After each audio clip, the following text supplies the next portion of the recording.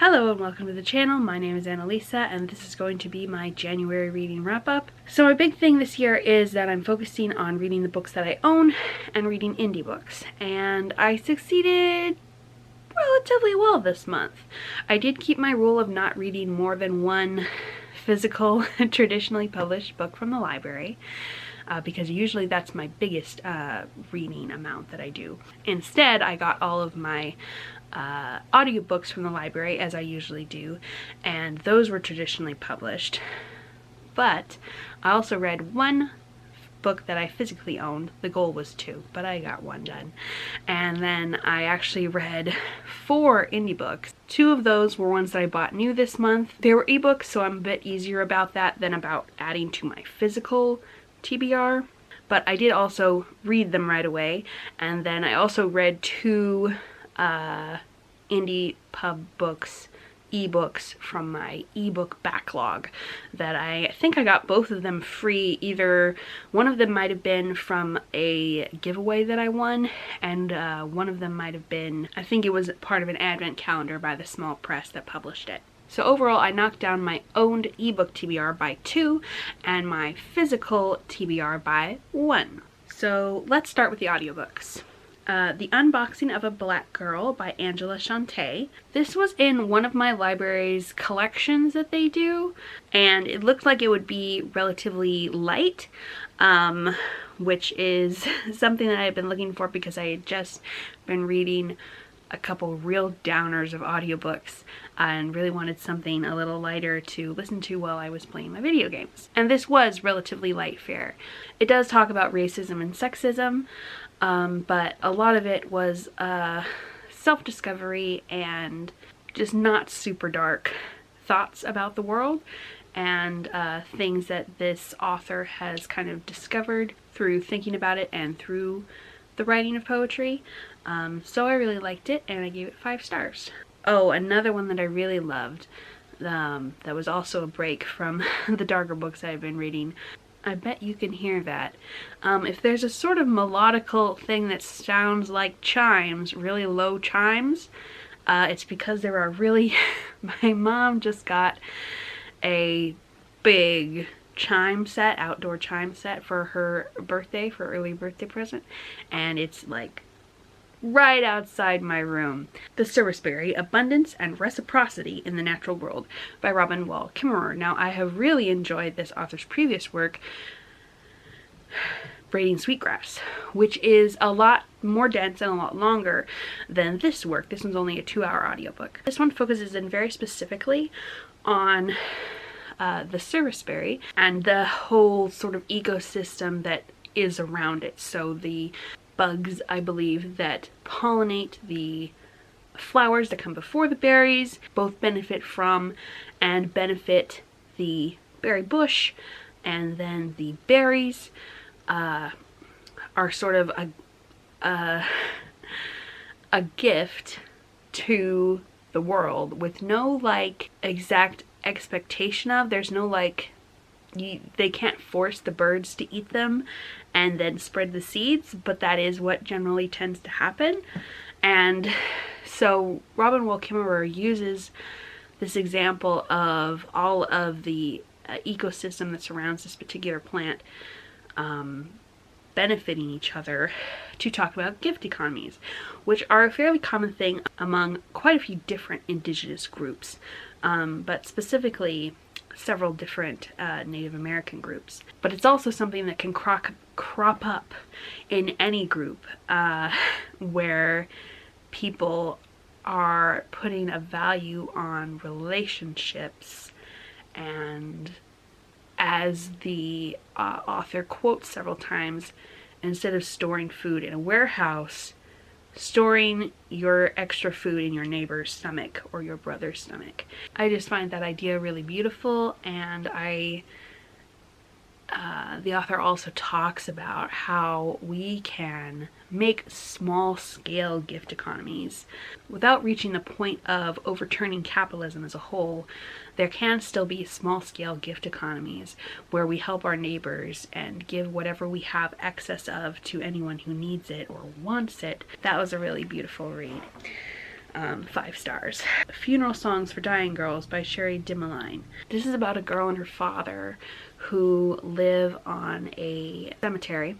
They live on a cemetery as kind of the groundskeepers, and I think her father helps with the cremations, and might also be a mortuary person where they like prepare the bodies that aren't going to be cremated. They get to live on the cemetery, and but they get room on the cemetery to live. Unfortunate thing is that some of the girl's mother's ashes are buried in that cemetery, and it kind of keeps the whole thing of her death and her like beyond death presence more close than our main character is comfortable with.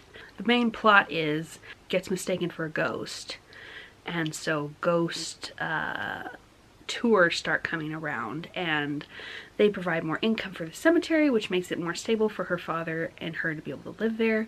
But also there might be a real ghost there who really doesn't like to be seen and like finds it really upsetting, and our main character is making friends with this ghost. So there's kind of a juxtaposition of wanting the ghost tours to provide money for her family, but not wanting them because they're hurting her new friend. And to a certain extent, I'm pretty comfortable with like cemeteries and death and dying because my mom has been a hospice nurse my whole life, but this was more beyond that, into the macabre sort of realm, and of course with an actual ghost who is a teenager, and so obviously probably didn't die of natural causes.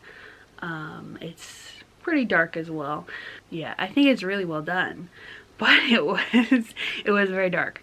Our main character also has the somewhat difficulty of her mother was Native American, but her dad is white, and ever since her aunt on her mother's side died, she has had very little connection with that side of her family. So that is a painful point as well that has gone into somewhat. Okay, then another medium dark one.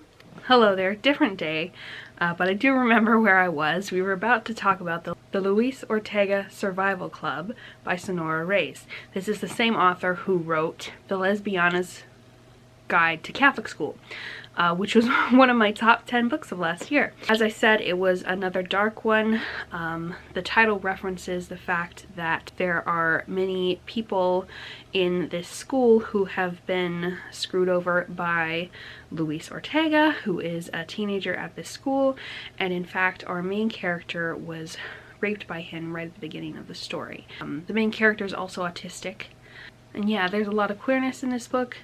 There's a lot of recovery in this book. There's a lot of figuring out that you were sexually assaulted because you have not been taught all of the things that encompasses, or all the ways in which consent can be violated. And it is about finding community with other survivors. I don't always bring my water to film, but I was just at a protest and forgot to bring water. So 5 stars to that one, and in my opinion, great autism representation. Also, between now and the last time I was filming this video, the chimes have been moved. But again, dark, and kind of why I needed those lighter books to kind of take a break from the heavier subject matter. Then we have 4 ebooks. Let's start with Married to the Devil by Lillian Lark. I read a lot of Lillian Lark's work. I am a big fan. It was really good. Not my favorite of this author's. My favorite of this author's is the Basilisk one. I can't remember what the full title is. But I also enjoyed Hoarded by the Dragon, which introduces some of the main characters of this book as side characters. I really like the way that this author writes angst into the erotica, so I really appreciate that. And then the emotional payoff when all the characters get past the angst is like also really well done, I think. So this is a polyamorous one again. A lot of these are. A lot of the ones from this kind of set are. And one of the guys and the lady get married at the beginning of the story as a political type thing, and then the third member is invited in as a bodyguard, mostly as an excuse to get him to join the polycule. And I liked it a lot. And I gave it 4 stars, I think. The other one that I bought was The World Within by Danny Finn. I met this author on Blue Sky and really liked their internet presence, and then they talked about their book and I was like, yeah, that looks like something I would like, which it is another erotica, and it's about a trans woman who in this world they're called transcendent. Trans people in general are, including non-binary people, I believe. And she has run for a long time a sex shop, and now she's opening a much larger version that also has a spa attached, with 2 of her best friends, and she's having a lot of things delivered and some of them are delivered by a very cute lady who shows some interest in our main character. And this lady also has a son. Gosh, I don't know his age, but he's autistic, so but he's very autistic coded, so it might have said he's either 12 or 13. I am not sure if the author has said that he is autistic, but he's not named as autistic in the text, but he's very much coded that way, and I thought that part was well done as well. I really liked him as a person, as a character, and I really like the relationships between these 3, the mom and the kid, and then the sort of stepmom-to-be type situation of our main character. This one is one perspective. A lot of romances and eroticas are dual or triple perspective, but this one is just from our one MC's perspective, which I really like either way. It doesn't really make a difference to me. Sometimes you really have to have the other perspective if someone's being really opaque in their communications, but these 2 have very open and honest communication, which is another reason I really like their relationship and like to see it. I love when that's able to happen. I mean, I like the angst of some, like, either cultural miscommunication or people hiding their real feelings type thing, but I also really like a very open and honest dynamic. So I really enjoyed that about the relationship, and also they're just really sweet and cute. I think this was a little under 300 pages, which is right about my favorite length. Yeah, it was just really good, and I gave it 5 stars. Second Glance by A.E. Bennett. And this is set in a sort of series, so it's not the first one, I think it's the second one, but they're companions, so you can read them alone, and I enjoyed it quite a bit. This one is a little bit darker. They're in a very queerphobic setting, to where you can be executed if you're found out to be queer. That part is dark, and so is the kind of whole empire type situation that they are in, because of how much distance there is between the haves and the have-nots, and also how authoritarian the regime sort of is. And it's also a very ableist society, and one of our main characters is part of the nobility, and he is gay and also became disabled after an illness. He is a ambulatory wheelchair user, which is really cool to see representation of that, because there are still a lot of people in the world who do not know that some wheelchair users can walk, usually short distances, or in our main character's case, he has more severe and less severe days where his symptoms are greater or lesser. I really like that, and our other main character has been disfigured as far as having his hair go completely white and his whole body become gray,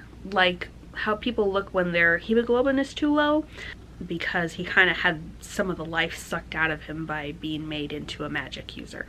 Also some relationships that are formed later on in the book that I can't go into the details of because it would be spoilery, but I really like those side relationships, platonic relationships as well. That was very special. And there is a ARO Ace character in the book as well. And I think I give that one 4 or 4.5 stars because really liked it, but also a little bit depressing. The last one is The Demon of the Wood by Willow Quinn.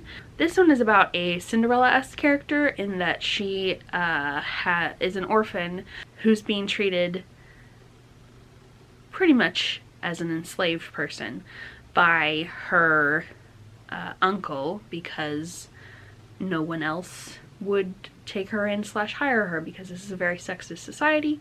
Women can't just get decent paying jobs, especially when they're young, and her uncle specifically has a lot of power in their tiny town, so she can't just move out and get a regular job, because then he would lose his free labor. Someone attempts to sexually assault her in the woods, and there is a demon living in those woods, and he comes and rescues her, and she's freaked out because she's heard all sorts of horrible things about demons, but he seems pretty nice. She ends up spending a lot of the winter in his cabin because it's not really safe to travel when there are a lot of winter storms.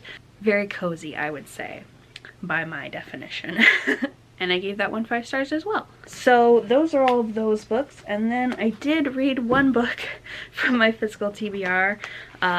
Small little book. It's an edition of poetry. There's a poetry magazine called The Soft Magazine that puts these out every month, I think. And it was started by Harriet Monroe in 1912, and I think they might have published continuously since then. But yeah, I found the author of Diamond Sharp, the author of Super Sad Black Girl, the collection I read in December. Super Sad Black Girl, the poem, is in this collection. And I also found another author, Ariel Marie, who I really liked. And this has a taste test of a lot of different authors for such a short book. So overall, I enjoyed it. I think I'll give this one 3.5 stars. There were a fair few Black authors in here, and I'm not sure about any Indigenous authors, but a few other authors of color as well. So I appreciate that it's a fairly diverse taste test. I'd love to know how your January went, and if you have any plans for February. Thank you so much for watching. If you'd like to leave an emoji, how about the flag of a country you are from or that you have interest in going to? I'll see you in the next video. Bye!